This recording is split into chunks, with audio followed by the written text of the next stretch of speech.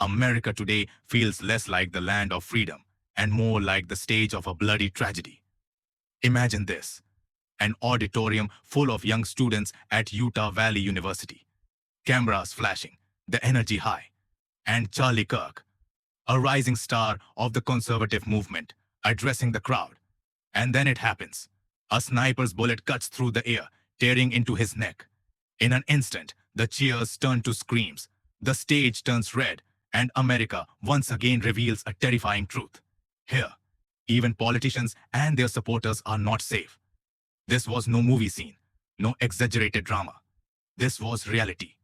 On September 10th, 2025, Charlie Kirk, only 31 years old, known as Donald Trump's young ally, was assassinated in front of hundreds. His death was more than just the end of one man. It was the collapse of an illusion, the illusion that American democracy is untouchable. But let's not forget, this isn't the first time America has seen such horror. Only a year earlier, in July 2024, Donald Trump himself barely survived an assassination attempt during a rally in Pennsylvania. A young man fired 8 bullets at him. One grazed his ear. Trump lived by sheer luck, but several others died that day. The FBI called it domestic terrorism, yet no real reforms were made. 1 year later, that same negligence and the same broken system allowed the assassination of Charlie Kirk. And who exactly was Charlie Kirk? He wasn't just another commentator. He was the voice of young American conservatism. At 18, he founded Turning Point USA, which grew into a powerhouse of right-wing youth activism. At 22, he spoke at the Republican National Convention. In 2020, Donald Trump himself hailed him as a superstar of America's youth. His podcast, The Charlie Kirk Show, drew millions, and his influence reached far beyond college campuses. But with that influence came controversy. He opposed abortion, dismissed climate change as a leftist hoax, labeled gun control as slavery, and ridiculed transgender rights as the downfall of Western civilization. To his supporters, he was a hero.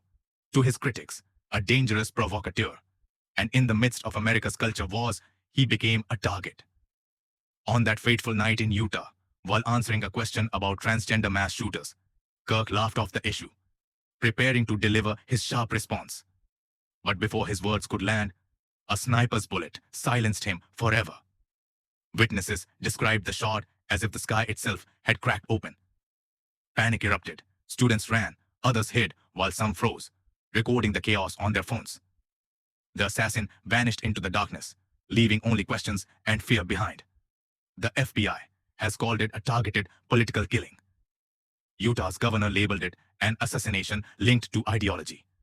And Trump, he immediately blamed the radical left, claiming Charlie's death was part of their poisonous agenda.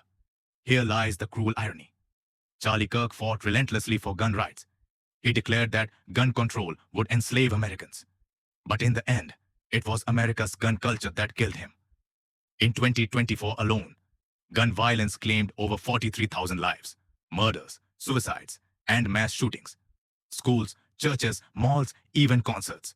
No place in America is truly safe. Yet politicians continue to defend the Second Amendment as though endless bloodshed is the cost of freedom. Charlie Kirk's assassination isn't just the death of one man. It's a reflection of a broken system. If Donald Trump can be shot at, and his closest ally can be assassinated in broad daylight, then no leader in America is safe. Since 2021, there have been over 300 political violence incidents in the United States. This is no longer democracy. This is a battlefield. While we often criticize violence in developing countries, America today looks far more unsafe for its politicians than any of them.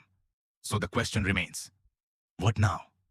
Will America finally confront its obsession with guns? Will its leaders stop using ideology as a weapon of division? Or will the bloodshed continue until the next bullet finds another victim? Charlie Kirk's death is more than just a headline. It is the murder of free speech, the death of political dialogue, and the ugliest truth about America's democracy. Because in today's America, wars don't end in debates. They end in bullets.